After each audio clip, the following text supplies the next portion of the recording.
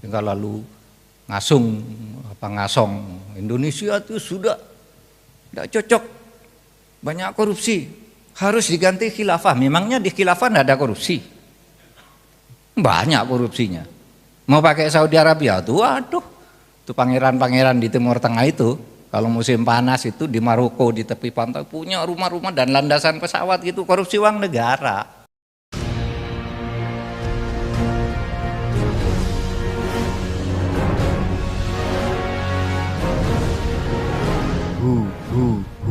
Allah. Nah, saudara sekalian, itu apa artinya? Artinya kita punya Indonesia ini sebenarnya milik bersama. Sehingga faham kebangsaan kita itu jangan faham nyempal seakan-akan Indonesia itu bukan Islam. Indonesia ini Islam. Tidak ada Islam, tidak ada Indonesia ini. Tidak ada umat Islam. Umat Islam tidak setuju gitu. Saya tidak setuju Indonesia. Ulama tidak setuju, tidak ada Indonesia. Tidak merdeka. Buktinya dulu sudah mau merdeka, perdebatan ulama, sidang ditunda karena umat Islam tidak setuju. Saya Pancasila seperti 1 Juni tidak setuju, tutup dulu sidang masuk umat Islam di situ, lalu ditemulah konsep mitsaqon ghalidho, negara kebangsaan, Pancasila sebagai mitsaqon ghalidho dengan rumah kebangsaan Indonesia. Nah, hadirin sekalian, oleh sebab itu adalah aneh kalau ada yang mengatakan di Indonesia ini terjadi Islamofobi. Mana ada Islamofobi? Saya ingin tanya, ada Islamofobi enggak?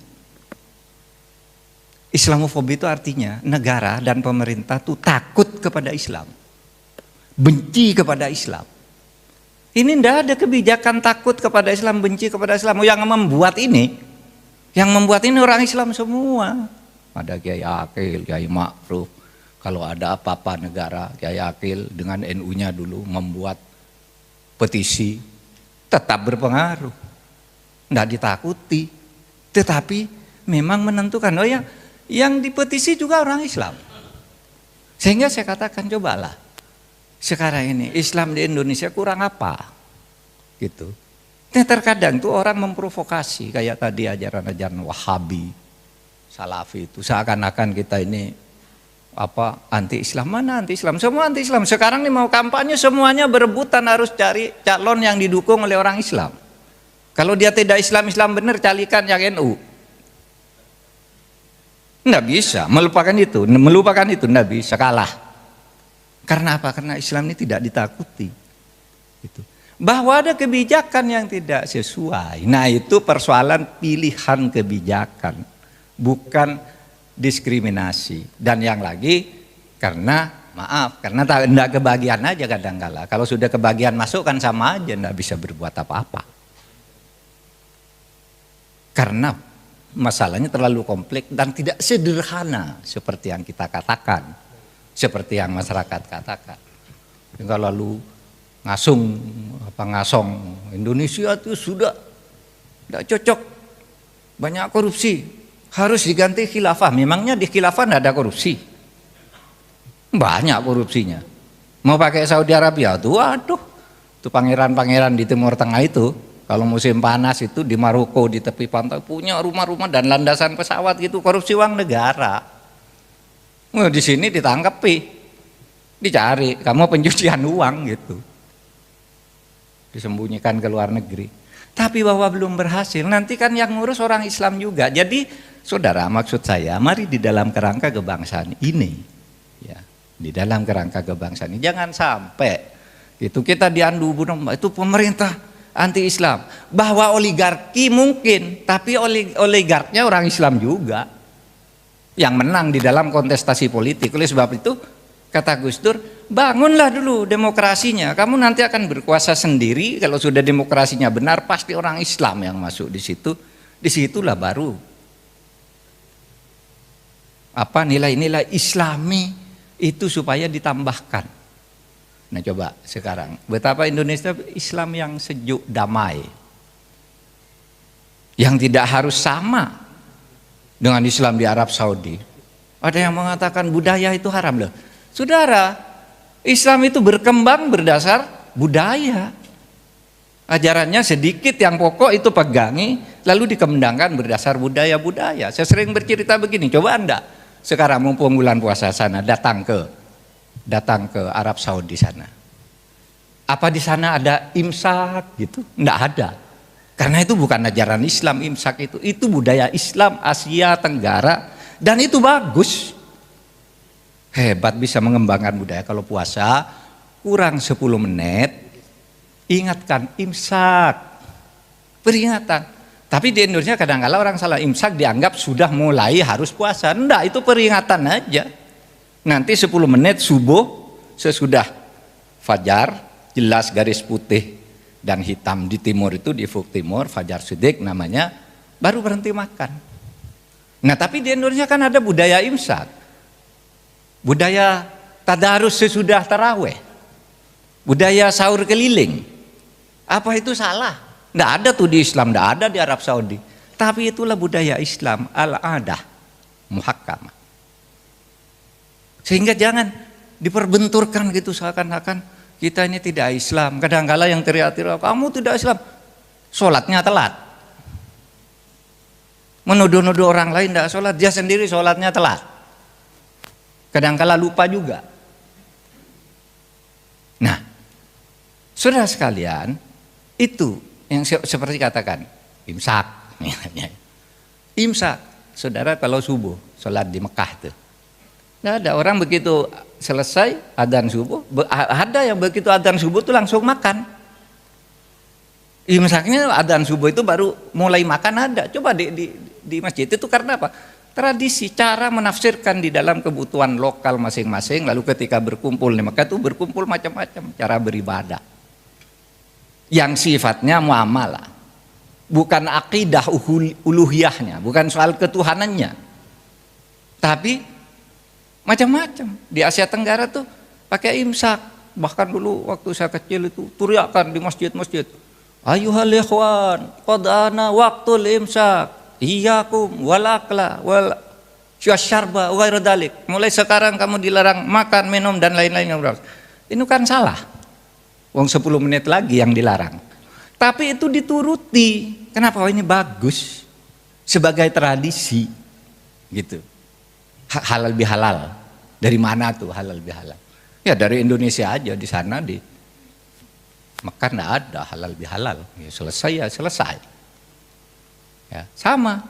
Jadi saudara sekalian, kayak imsak tadi nih. Kadang-kala nih orang yang salah, anaknya sedang makan gitu, imsak dipukul, berhenti minum gitu. Padahal itu peringatan, itu tradisi Islam Asia Tenggara. Dulu waktu Nabi itu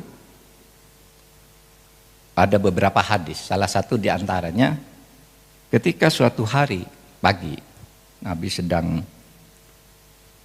bersahur di Masjid Nabawi gitu, Bilal, ini waktunya subuh, saya mau adzan, ini sudah subuh, dilarang makan, subuh bukan imsak. Oleh Nabi, Bilal, ntar dulu. Kenapa Nabi? Jangan adzan dulu nih, masih ada orang makan, biar selesai dulu. Jadi enggak serem-serem banget gitu ibadah itu. Yang penting niatnya, lalu syariahnya diikuti. Ya secara tepat, tetapi juga tidak. Kalau hitam putih kayak gitu, ada situasi-situasi tertentu yang harus kita kembangkan. Nah itulah Islam yang dikembangkan di Indonesia, Ahlus Sunnah wal Jamaah. Bertumpu atau dikembangkan, bukan bertumpu, kalau bertumpunya tentu akidah, rukun Islam, rukun iman, itu tumpuannya. Tapi di dalam pelaksanaannya dilaksanakan berdasar dengan kebutuhan budaya. Kesengajaan masyarakat. Coba, saudara kurang apa di Indonesia nih kalau pejabat mau mantu, waduh sudah sangat Islami. Dia merasa tidak sah kalau tidak mengundang seorang kiai besar, tidak pakai sholawatan, tidak pakai pengajian, tidak pakai nasihat perkawinan, ngundang kiai yang hebat sekelas Kiai Akil Sirot. Merasa tidak sah, padahal itu di Islamnya sendiri tidak ada nasihat perkawinan, yang ada tuh khutbah nikah. Selesai. Gitu. Tapi Indonesia mengembangkan dengan budaya itu karena Islam di sini bagus. Islam di sini bagus. Nah, tinggal bahwa ada korupsi-korupsi itu penyakit yang harus kita lawan bersama-sama. Itu bukan ajaran Islam. Jangan katakan, loh di Indonesia banyak korupsi. Sekarang diganti khilafah. Loh di masjid aja ada korupsi. Namanya penyakit orang mencuri kotak amal di masjid banyak. Iya kan? Lalu masa Islamnya mau dibubarkan, masjidnya mau dibubarkan. Kalau di Indonesia ada korupsi, masa Pancasilanya yang harus diganti? Gitu. Nah, saudara, itulah saya berharap nih halakoh atau tadarus kebangsaan ini bisa membawa kita untuk menjaga negara ini milik kita, kedepannya ini milik kita. Coba buktinya, coba mobilitas vertikal, mobilitas sosial vertikal umat Islam bergerak pesat. Coba di tahun 45 pejuang-pejuang yang dari umat Islam tidak dapat apa-apa. Kenapa katanya? Tidak sekolah. Tidak sekolah. Mau jadi tentara tidak boleh, pegawai negeri tidak boleh. Itu lulusan pesantren, dianggap bodoh. Coba sekarang lulusan pesantren bisa memimpin MPR, Ketua Mahkamah Agung, Presiden, Menteri banyak. Dulu tahun 45 gitu sampai tahun 70-an mana coba cari. Saudara. Pasti kalaupun Islam ya Islam, tetapi karena menang pemilihan elektoral di misalnya Masyumi atau apa, tapi di kabinet gitu ya Islam yang dari Masyumi dan dari NU gitu. Yang lain lebih banyak ya Islam formal, KTP lah. Nah, sekarang ngaji semua, saudara, ngaji. Saya tidak apa, nanti kalau ada orang wah Mahfud ini karena jadi pejabat sekarang muji-muji, enggak, sejak dulu. Misalnya kalau saya katakan, kalau saya bepergian sama Pak Jokowi ke luar negeri, waktunya sholat itu sholat dia, meskipun sedang rapat resmi.